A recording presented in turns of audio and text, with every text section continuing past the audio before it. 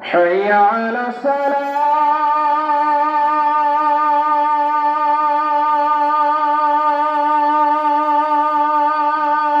السلام عليكم ورحمة الله وبركاته.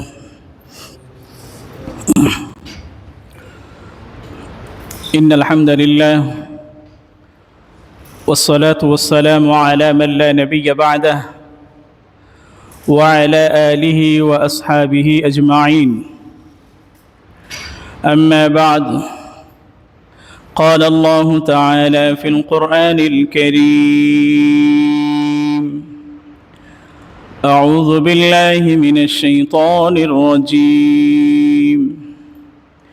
بسم الله الرحمن الرحيم.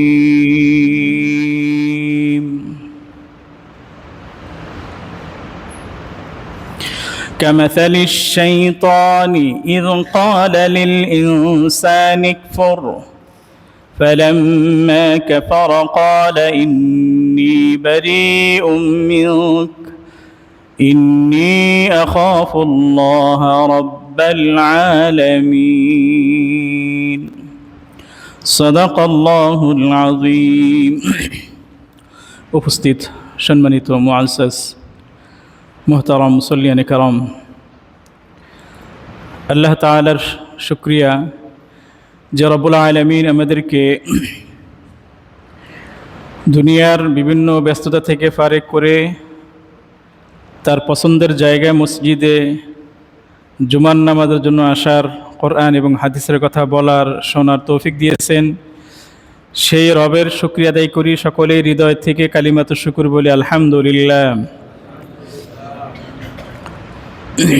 আমাদের মতো অনেক মানুষ দুনিয়ার বিভিন্ন ব্যস্ততায়, কেউ হয়তো হাসপাতালে, কেউ হয়তো শয়তানের বিভিন্ন ধোঁকায়, দুনিয়ার বিভিন্ন ব্যস্ততায় তারা আছে। তো আল্লাহ রাব্বুল আলামিন তৌফিক দিলে এই আমাদের যে মানুষের যে চরম শত্রু, প্রকাশ্য শত্রু, সেই শত্রু সম্পর্কে আমরা জানব। আর এই শত্রু থেকে কিভাবে মোকাবেলা, কিভাবে বাঁচতে পারা যায়, একজন মানুষের কি দায়িত্ব কর্তব্য, সেই ব্যাপারেই আমরা জানবো ইনশাআল্লাহ। মা তৌফিক ইল্লা বিল্লাহ। প্রথম কথা হলো যে আল্লাহ তাআলা আমাদেরকে প্রতিনিধি হিসাবে, খলিফা হিসাবে পৃথিবীতে সৃষ্টি করেছেন। ওয়া ইয ক্বালা রাব্বুকা লিল মালাইকাতি ইন্নী জাঈলুন ফিল আরদি খলিফা। আল্লাহ তাআলা ফেরেশতাদের বললেন, আমি পৃথিবীতে জমিনে খলিফা সৃষ্টি করতে চাই। তো আল্লাহ তাআলা মানুষকে সৃষ্টি করার পরে সর্বপ্রথম আল্লাহ তাআলা আদম আলাইহিস সালামকে সৃষ্টি করেছেন।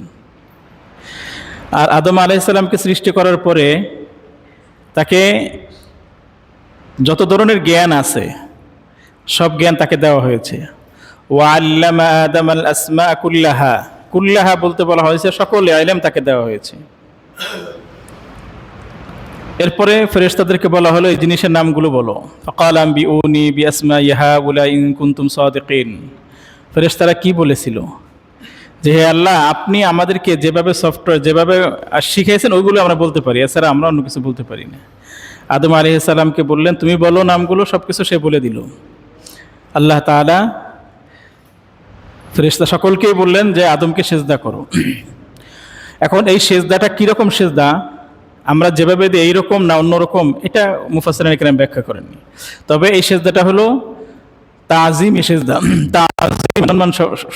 সম্মান সূচক। ইবাদতের সেজদা একমাত্র কার জন্য? আল্লাহ তাআলার জন্য, নাকি অন্য কারোর জন্য আছে? ইবাদতের সেজদা কার জন্য?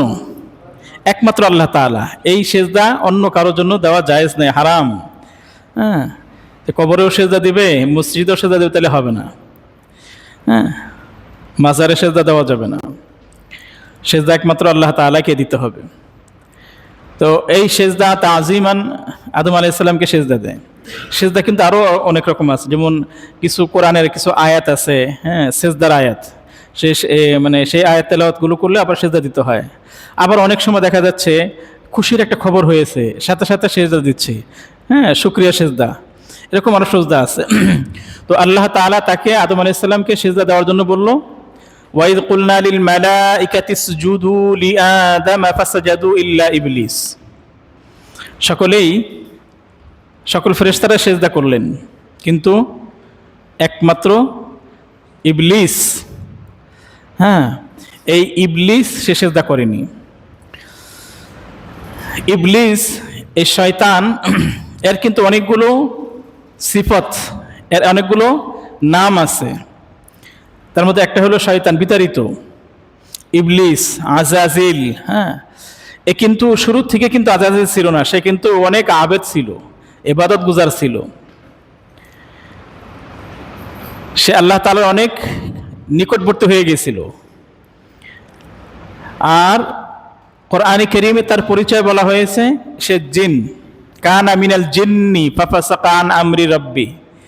সূরা কাহফের ভিতরে আল্লাহ তাআলা বলেন কানা মিনাল জিন। এই ইবলিস এটা জিন জাতি থেকে। আর জিন মানে কি? জিন মানে যেটা নাকি অদৃশ্য থাকে, জিম নুন নুন, জিন। এখান থেকেই আসছে জান্নাত। জান্নাতে নাজ নিয়ামত দিয়ে ঢাকা থাকবে, গাছপালা দিয়ে ঢাকা থাকবে, মানে সুখ স্বাচ্ছন্দ্য দিয়ে ঢাকা থাকবে, এজন্য জান্নাত। আবার মায়ের পেটে যে থাকে ওকে বলা জানিন, কেন অদৃশ্য থাকে, আমরা কিন্তু দেখতে পারি না, ওটাকে বলে জানিন, মায়ের পেটে যে থাকে। তো এই জিন, তাকে কিন্তু দেখা যায় না, কখনো সে মানবীয় আকৃতি আসতে পারে, সামনে আসতে পারে।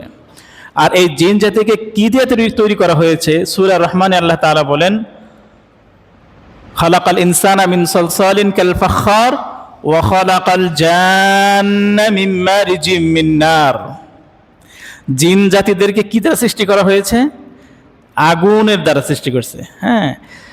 এই আগুন দ্বারা আল্লাহ তাআলা জিন জাতিকে সৃষ্টি করেছেন। এই জন্য ইবলিসের কথা বলা হয়েছে কানা মিনাল জিন। সে হলো জিন জাতির পক্ষ থেকে, জিন জাতির। তো আল্লাহ তাআলা ইবলিস শব্দ ব্যবহার করেছেন কোথাও, শয়তান শব্দ ব্যবহার করেছেন, শয়তানটা একবচন।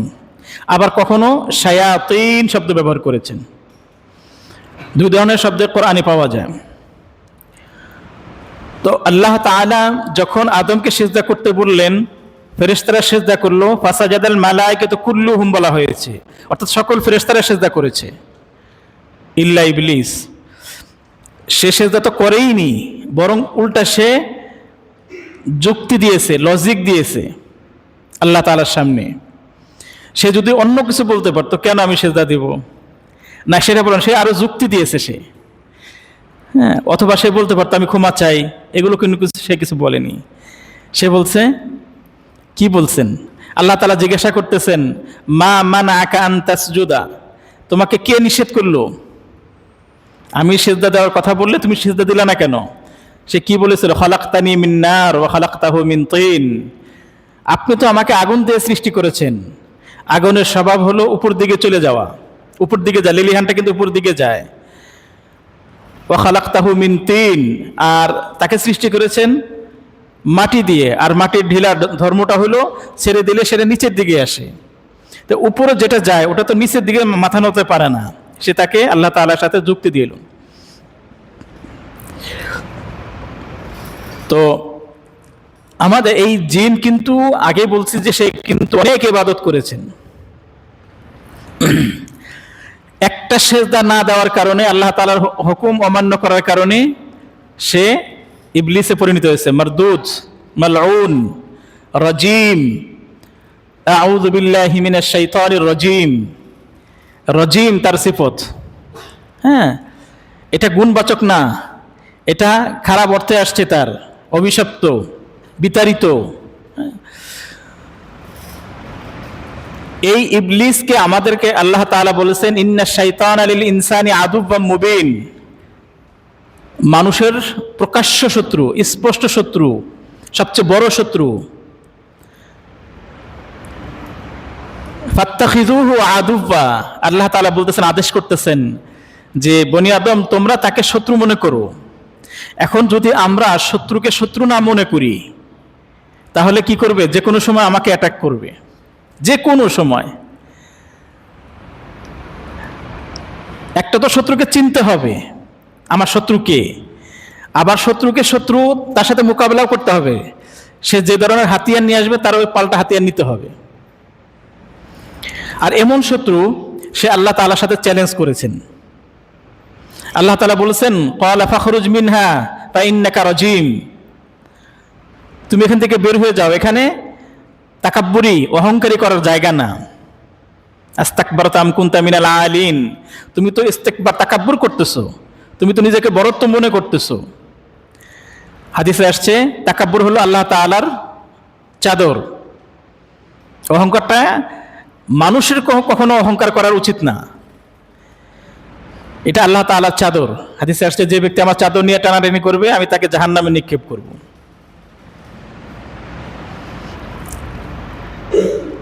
এই ইবলিস শয়তান আল্লাহ তাআলাকে বলতেছেন, করতেছেন, চ্যালেঞ্জ ছুটতেছেন, ক্বালা ফাবিমা আগওয়াইতানি লা আকুউদান্না লাহুম সিরাতাকাল মুস্তাকিম।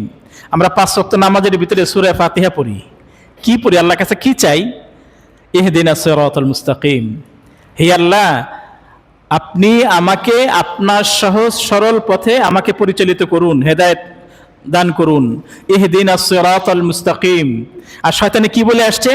ফাবিমা আগওয়াইতানি লা আকুউদান্না লাহুম সিরাতাকাল মুস্তাকিম।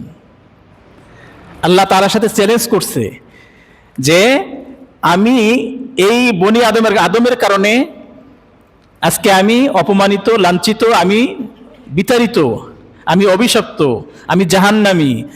অতএব আমি আদমকে এবং আদমের সন্তান সকলকে আমি তাদের জন্য আপনার সরল পথে আমি বসে থাকব। শুধু কি বসে থাকবে? না, সূরা আরাফের ভিতরে আল্লাহ তাআলা বলতেছেন, সুম্মা লাআতিয়ান্নাহুম মিন বাইনি আইদিহিম, সামনে থেকে আসবে, ওয়ামিন খালফিহিম, পিছন থেকে আসবে, ওয়ান আইমানিহিম, ডান দিক থেকে আসবে, ওয়ান শামাইলিহিম, বাম দিক থেকে আসবে। মুফাসসিরিনে কেরাম বলেন যে শয়তান এত চালাক, এত বাটপার, সে কিন্তু একটা ধোঁকা দিবে না, একটা পদ্ধতিতে সে মানুষকে কাবু করতে পারবে না। বিভিন্নভাবে চতুর্দিক থেকে, সামনে, পিছনে, ডানে, বামে, অর্থাৎ যে কোনো মানুষকে যদি সে ধোঁকায় ফেলতে চায় তার কয়েকটা পদ্ধতিতে সে ব্যবহার করবে। আমরা এখানে আসছি যে শয়তান, দেখেন আমাদের সাথেও কিন্তু শয়তান, প্রত্যেকের সাথেই কিন্তু একটা শয়তান আছে, প্রত্যেকের সাথেই আছে। তো এরপরে আল্লাহ তাআলা বলছেন, লা আমলা আন্না জাহান্নামা মিনকা ওয়া মিম্মান তাবিআকা মিনহুম আজমাইন। তো তুমি শুনে রাখো,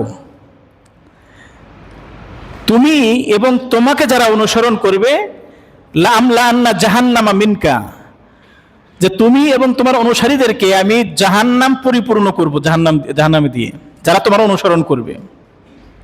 আবার এটাও শুনে রাখো, ইল্লা ইবাদাকা মিনহুমুল মুখলাসিন, হ্যাঁ আমার বান্দা গুনাহ কাজ করবে, ওয়াল্লাযীনা আনফুসাহুম যাকারুল্লাহ ফাস্তাগফারু লিযুনুবিহিম, যখনই কোনো বান্দা আল্লাহ তাআলার ইয়েতে গুনাহ কাজ করবে, সাথে সাথে ফাস্তাগফারু লিযুনুবিহিম, সে সাথে সাথে আল্লাহ তাআলার কাছে ইস্তেগফার করবে, হায় আল্লাহ আমি গুনাহ করেছি। মানুষ বলতেই গুনাহ হবে, যখনই গুনাহ হবে সাথে সাথে ফাস্তাগফারু, এখানে ফা শব্দ ব্যবহার করেছে, অত দেরি করবে না, সে শয়তান ওয়াসওয়াসায় পড়বে না, না আরো সময় আছে, ইস্তেগফার করব অনেক পরে, সাথে সাথে ইস্তেগফার করবে। আর ইস্তেগফার করে আল্লাহ তাআলা বলেন তার জীবনের সমস্ত গুনাহ তার আমি মাফ করে দেব, ইল্লা ইবাদাকা মিনহুমুল মুখলাসিন। এই জন্য বলছেন আমার ইখলাস মুখলিস বান্দা যারা হবে তাদেরকে তুমি ধোঁকা দিতে পারবে না। শয়তান এত চালাক, এত চতুর, সে কিন্তু আমার অস্তিত্বে, আমার দুনিয়াতে আসার আগে থেকে ট্রাই করতে থাকে আমাকে শয়তানি কাজ করার জন্য। হাদিসে আসছে আল্লাহ রাসূল সাল্লাল্লাহু আলাইহি ওয়াসাল্লাম বর্ণনা করেন, যখন তোমরা তোমাদের স্ত্রীর সাথে একান্ত মিলিত হবে তখন তোমরা একটা দোয়া পড়বে। যুবক ভাইরা খুব ভালো করে মনোযোগ দিয়ে শুনবো, এই দোয়াটা অবশ্যই শিখবেন। এই দোয়াটা অবশ্যই, বিশেষ করে আমার এখানে যারা আছেন বেশিরভাগ 95% হলো যুবক, অবিবাহিত। তো ভাইরা এই দোয়াটা আল্লাহ রাসূল সাল্লাল্লাহু আলাইহি ওয়াসাল্লাম শিক্ষা দিয়েছেন আমাদেরকে। যখন একান্ত মিলিত হবে তখন একটা দোয়া শিখিয়ে দিয়েছেন, আল্লাহুম্মা জান্নিবনা শাইতান ওয়া জান্নিবিশ শাইতানা মা রাযাকতানা। অর্থ, হে আল্লাহ আমাদেরকে শয়তান থেকে দূরে রাখুন। আমরা শয়তান থেকে পানাহ চাচ্ছি। আল্লাহুম্মা জান্নিবনা শাইতান, দূরে রাখুন আমাদের কাছ থেকে শয়তানকে। ওয়া জান্নিবিশ শাইতানা মা রাযাকতানা, হে আল্লাহ আমাদের এই মিলনের কারণে যে সন্তান আসবে, আমাদের যে রিজিক আসবে, আল্লাহ তাআলা আপনি যে রিজিক দিবেন, সন্তানও কিন্তু রিজিক, আল্লাহ দেওয়ান রিজিক, এই কথা এখানে বলা হয়েছে। ওয়া জান্নিবিশ শাইতানা মা রাযাকতানা, আপনি যে রিজিক আমাদেরকে দিবেন সেই রিজিকের ভিতরেও যেন শয়তান কোনো ধরনের ওয়াসওয়াসা দিতে না পারে, তাকেও আল্লাহ তাআলা আপনি শয়তান থেকে দূরে রাখুন। হাদিসে আসছে যে এই দোয়া পড়বে আল্লাহ তাআলা ওই সন্তানকে শয়তান থেকে দূরে রাখবেন। এজন্য ভাইরা এই দোয়াগুলো শিখবো। দেখেন আমার অস্তিত্ব আসার আগে আমার পিতামাতাকে কিন্তু এই কথা বলতে বলা হয়েছে, যেখানে আমার অস্তিত্ব কিন্তু আসেনি, তার আগেই শয়তান। দেখেন আমরা যখন খাওয়া দাবার করি, হাদিসে আসছে যখন আমরা দোয়া না পড়ি তখন কিন্তু শয়তান আমাদের সাথে খায়। এই যে আমরা যেখানে আসছি ওর কোনো টিকিটও লাগে না, ভিসাও লাগে না, কোনো কিছুই লাগে না, পারমিশনও লাগে না, ও কিন্তু আমাদের সাথে সাথেই চলাফেরা করতেছে। হ্যাঁ, যখন আমরা খাবার শুরুতে বিসমিল্লাহ বলবো, শয়তান আর আমার খাবারতে অংশগ্রহণ করতে পারবে না। সে আমার খাবার থেকে নিয়ে সে মোটা সোটা হবে, তরতাজা হবে, সেটা হতে পারবে না। এই জন্য খাবার শুরুতে কি করতে হবে? দোয়া পড়তে হবে। হাদিসে আসছে আল্লাহ রাসূল সাল্লাল্লাহু আলাইহি ওয়াসাল্লাম একদিন খাচ্ছেন, হঠাৎ করে এক সাহাবী এসেছেন, এসেই খাওয়া শুরু করছে, বিসমিল্লাহ বলতে ভুলে গেছে। সাথে সাথে রাসূল সাল্লাল্লাহু আলাইহি ওয়াসাল্লাম হাত ধরছেন, বললেন যে তোমার সাথে তো শয়তানও অংশগ্রহণ করতেছে, বিসমিল্লাহ বলো তারপরে খাও। আমরা হয়তো দেখি না, আমরা কি দেখি শয়তানকে? দেখি না। এজন্য ভাইরা যে সব কাজেই রাসূলের দেখানো সুন্নত অনুযায়ী আমরা কাজ করব। আমরা পানি খাওয়ার সময় দোয়া পড়বো, বিসমিল্লাহ পড়বো। আমরা বাথরুমে যাওয়ার সময় দোয়া পড়বো, বাথরুম থেকে বের হয়ে দোয়া পড়বো, ঘুমের আগে দোয়া পড়বো, হ্যাঁ, এবং খাবারের আগে দোয়া পড়বো। দোয়া যদি ভুলেও যাই, আল্লাহ রাসূল সাল্লাল্লাহু আলাইহি ওয়াসাল্লাম শিখিয়েছেন বিসমিল্লাহি আউয়ালাহু ওয়া আখিরাহ। এই ছোট ছোট মানে মাসনুন আমলগুলো কিন্তু আমাদের জীবনের জন্য পাথেয়, জান্নাতে যাওয়ার একটা উসিলা। এরপর দেখেন শয়তান কিন্তু এখানে ক্ষান্ত নয়। এরপর যখন আসে শয়তান, যখন আমরা জন্মগ্রহণ করি তখন আরেকবার সে অ্যাটাক করে। হাদিসে আসছে যে যখন শয়তান মানুষ জন্মগ্রহণ করে তখন শয়তান জন্ম হওয়ার পরে সে তাকে খোঁচা দেয়। হ্যাঁ, পৃথিবীর এমন কোনো মানুষ নাই যা তাকে খোঁচা দেয়নি। খোঁচা দেওয়ার কারণে সে চিৎকার করে। শুধু দুইজন ব্যতীত শয়তান সকলকেই কিন্তু জন্ম হওয়ার পরপরই খোঁচা দিছে, আর খোঁচা দেওয়ার কারণে সে চিৎকার দেয়। হ্যাঁ, ডাক্তাররা বলে থাকেন যে মানে কান্নার কথা বলতে থাকেন, যে কারণ বাচ্চা তার কথা বলতে পারে না, বাচ্চা তো হাসতে পারে না, বাচ্চার সিমটম একটাই হলো কান্না। কিন্তু এই হাদিসে বর্ণনা করা হয়েছে যে কান্না হয় শয়তান তাকে খোঁচা দেয়, খোঁচা দিলে সে কান্না শুরু করে।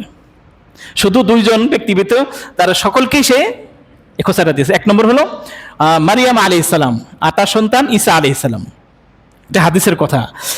দেখেন এরপরে রাসূল সাল্লাল্লাহু আলাইহি ওয়াসাল্লাম কি করেছেন জন্ম হওয়ার পরে? মসনুন কি, সুন্নত কি, আমল কি? যে দুনিয়াতে আসার সাথে সাথে তাকে আল্লাহ তাআলার বাণী শোনা, আল্লাহু আকবার আল্লাহু আকবার, তার কানে আজান দাও। হাদিসে আসছে হোসেন রাদিয়াল্লাহু তাআলা যখন জন্মগ্রহণ করেন, হাসান হুসাইনের কানে রাসূল সাল্লাল্লাহু আলাইহি ওয়াসাল্লাম আজান দিয়েছেন। আজকে দেখা যাচ্ছে আমাদের বেশিরভাগ মা বোনেরা দেখা যাচ্ছে ওই হাসপাতালে হয়, আর হাসপাতালে দেখা যাচ্ছে কোনো হুজুর থাকে না, এর হুজুরের জন্য অপেক্ষা করে, হুজুরকে ডেকে নিয়ে আসে। না, এটা হুজুরের জন্য অপেক্ষা করা দরকার নেই।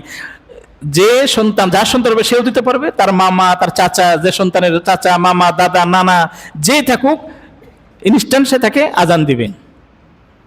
দুনিয়াতে আসার পরপরই সর্বপ্রথম তাকে আল্লাহ তাআলার যে বরত্ব, এটাকে তার কানে দেওয়া। এরপরে দেখেন হাদিসে আসছে আল্লাহ রাসূল সাল্লাল্লাহু আলাইহি ওয়াসাল্লাম বলছেন যে মানুষ যখন থাকে, প্রতিটা মানুষ, মা মিনকুম মিন আহাদিম মিন বানি আদম ইল্লা কাদ উকিলা বিহিম মিনাল জিন, যে প্রত্যেকটা বনি আদমের সাথে অকরিনুহু মিনাল জিন, তার সাথে একটা জিন থাকে প্রত্যেকটা মানুষের সাথে। তখন সাহাবায়ে কেরাম আশ্চর্য হয়েছেন, ওয়া ইয়াকা ইয়া রাসূলুল্লাহ, হে আল্লাহর রাসূল আপনার সাথেও কি আছে? তখন রাসূল সাল্লাল্লাহু আলাইহি ওয়াসাল্লাম বলছেন, ওয়া ইয়া, হ্যাঁ আমার সাথেও আছেন। ইল্লা আন্না কাদ আ'আনানি আল্লাহু তাআলা, কিন্তু আল্লাহ তাআলা আমাকে অনুগ্রহ করেছেন, মেহেরবানি করেছেন, সাহায্য করেছেন। হ্যাঁ, ফা আসলামা, সে আমার আনুগত্য হয়েছেন। ফালা ইয়ামুরুনি ইল্লা বিখাইর, সে কি আমাকে শুধু কল্যাণকর ভালো কথা ছাড়া সে আর কোনো কিছু করতে পারে না। এখন আমাদেরটা কি এরকম? আমাদের কি কিন্তু সবসময় সারাটা জীবন সে ধোঁকা দিতে থাকবে। সারাটা জীবন যতদিন আমি জীবিত আছি ততদিন ভাবে আমাদেরকে বিভিন্নভাবে সে ধোঁকা দিতে থাকবে। পর্যায়ক্রমে ইনশাল্লাহ আমরা বলতে থাকবো, আলোচনা হবে। তো এই ধোঁকা কখনো কখনো সে নেক্সট শুরুতেও দিতে পারে। একজন মানুষ উজু করতেছে, তো হঠাৎ করে দেখা যাচ্ছে মনে হচ্ছে যে এটা ভিজা, আবার উজু করতেছে, আবার মনে হচ্ছে মনে হয়নি, আবার উজু করতেছে। এরকম 3-4 বার 5 বার উজু করে অনেকেই দেখা যাচ্ছে, সন্দেহ হয়। আবার মনে মনে এত বারবার 4 বার 5 বার উজু করে একবার নামাজ পড়তে দূর কষ্ট হয়, বাদ দিত। আবার মাঝে মধ্যে দেখবেন পেশাব করে আসছেন, দেখা যাচ্ছে মনে হচ্ছে এক ফোঁটা মনে পড়লো, আবার বাথরুমে যাচ্ছে, না তো ঠিক আছে, আবার মনে হচ্ছে, এরকম কিন্তু সন্দেহ তৈরি হয়। হ্যাঁ, তো হাদিসে আসছে যে যখন ওই যে পেশাব করার পরে একটু পানি ছিটা দেওয়া, আর শয়তানকে বলা না ঠিক আছে, যেমনি আছে ঠিক আছে। শয়তানের সাথেই করতে হবে। অজু হয় না, আল্লাহ তাআলা জানে।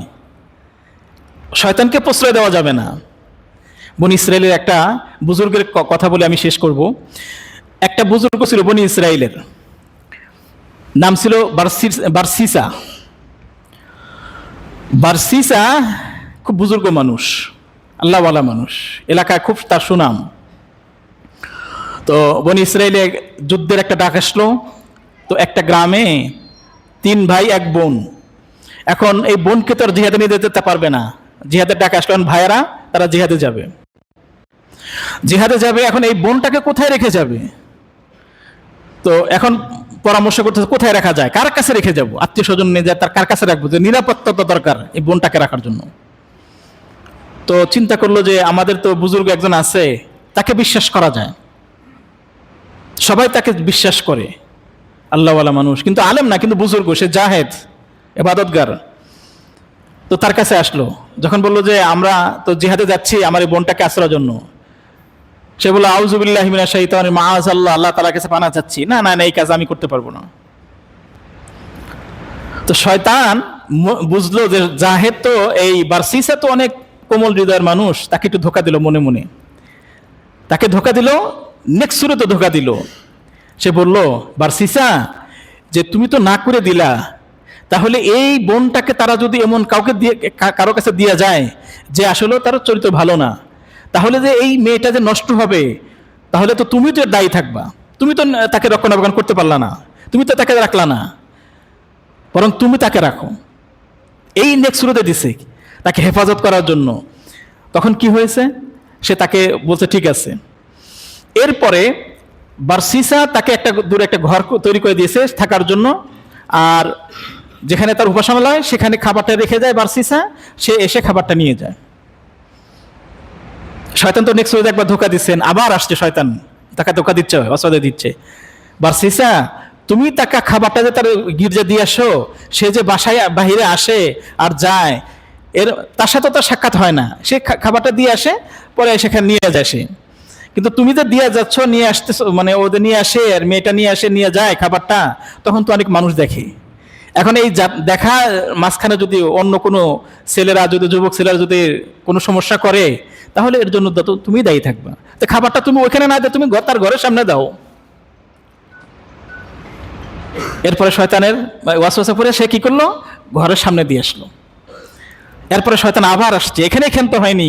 শয়তান বললো যে তুমি ঘরের সামনেই দিলা, তাহলে ঘরের থেকে সে তো বের হবে, হাতটা বের হবে, তারপর একটু যাবে, তুমি ঘরের ভিতরে দিয়ে আসো।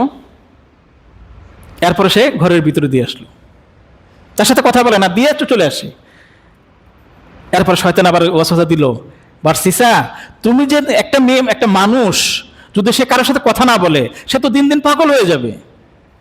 মানুষ তো কথা বলতে হবে, যদি কথা না বলো তুমি তার সাথে, সে তো দিন দিন মানে সে তো রোগী হয়ে যাবে, সে তো মানে পাগল হওয়ার সম্ভাবনা থাকে। তুমি তার সাথে একটু কথা বলো। তো তারপরে সে সালাম দেয়, বোন কেমন আছো, খাবারটা কেমন হয়েছে, কোনো সমস্যা আছে, ঘুম ভালো হয়েছে, দিয়ে চলে আসে। এইভাবে আবার যখন তাকে ওয়াসওয়াসা দেয় যে তোমার তো সে বোন, যে বোন তো একবার দেখা যায়, তো একবার যখন দেখছে, তো এখানে সেখান তো হয় নাই, এর সাথে তারপরে তার কথাবার্তা চলে। এইভাবে যখন কথা বলতে থাকলো, তো এক সময় তারা নিজেদের ভিতরে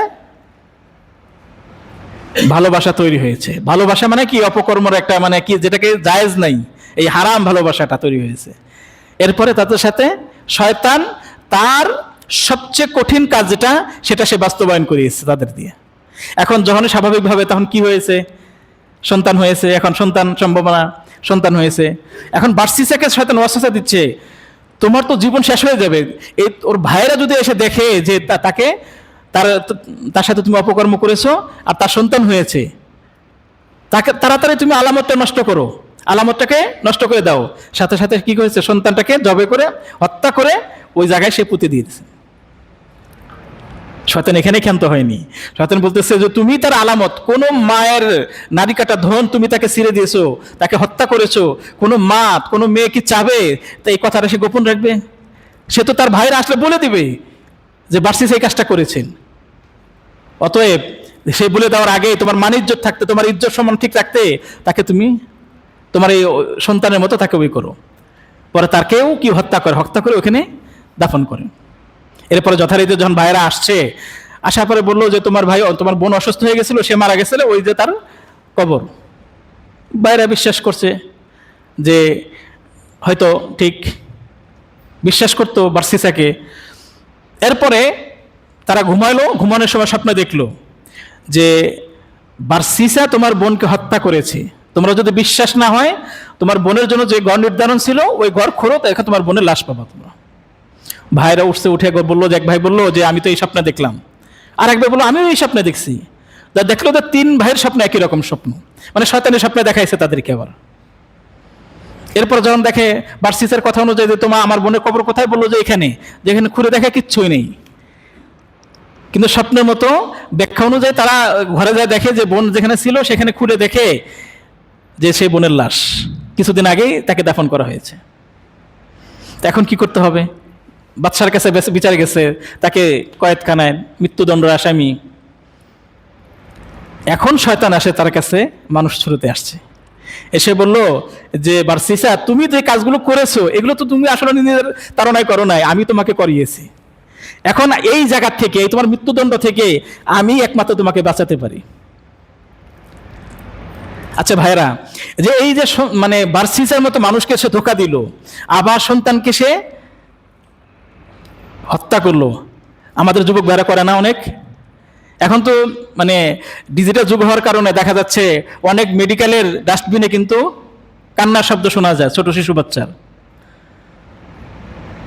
আফসোস যুবক ভাইরা, সাবধান, এই নেক্সট শুরুতে কিন্তু অনেকভাবে ধোঁকা দিতে পারে। আমি যদি নোটটা না দিই তাহলে কে নোটটা দিবে? হয়তো আরেকজনের কাছে যাবে। সালাম দিলাম আজকে, আমি তো অন্য কিছু করিনি, শুধু সালাম দিয়েছি। আস্তে আস্তে সালাম দিতে দিতে আস্তে আস্তে কথা, শুধু কেমন আছেন, এরপর থেকে আস্তে আস্তে শুরু হয় শয়তানের ধোঁকা। বোন হিসাবে, বান্ধবী হিসাবে, ছোট ছোট মানে এমন মানে শয়তান কিন্তু বসে নেই। শয়তানকে একটা সুরতে দিবে না, হাজারো সুরত আছে। শয়তানের বয়স কত? আমার চেয়ে কম, আপনার চেয়ে কম, সবচেয়ে বয়স্ক। ওর অভিজ্ঞতা কত? এজন্য ভাইরা, তো বার্সিসা তো কাছে আসলো, এসে বলতেছে যে তুমি যে কাজগুলো করেছো এই কাজগুলো তো তুমি তাড়না করো নাই, আমি তোমাকে ধোঁকা দিয়ে করেছি। এখন তোমাকে আমি তোমাকে বাঁচাতে পারি। এখন সে বলল, চিন্তা করলো এখন তো বাঁচা দরকার, কারণ নিজের জীবন বাঁচানো তো একটা দায়িত্ব, কর্তব্য। তো আগে বাঁচি, তারপরে দেখা যাবে। তো কি করতে হবে আমাকে? বললো যে আমাকে সেজদা করতে হবে। এখন যখন সেজদা করছে, এরপরে সে চলে গেছে। আল্লাহ তাআলা কোরআনে বলেন, কামাসালিশ শাইতান ইয ক্বালা লিল ইনসানি ইকফুর ফালাম্মা কাফারা ক্বালা ইন্নী বারীউম মিনকা ইন্নী আখাফুল্লাহ রাব্বাল আলামিন। শয়তান আমাদেরকে দিয়ে বলবে কুফরি করো। মুহতারাম হাজিরিন, যখন কোনো বান্দা গুনাহের কাজ করে তখন তার ঈমানটা লটকানো থাকে, যখন গুনাহ থেকে আবার ফেরত আসে তখন কিন্তু আবার ঈমানটা চলে আসে। মানে গুনাহ যখন করে, মানুষ যখন চুরি করে তখন ঈমান কিন্তু থাকে না। মানুষ যখন বড় কবিরা গুনাহ করে তখন কিন্তু তার অন্তরে কিন্তু ঈমান থাকে না। যখন গুনাহ থেকে ফারেক হয়ে যায় তারপরে ঈমানটা আসে। কিন্তু কেউ যদি কুফরি করে তার ঈমান কিন্তু আর ফেরত আসে না।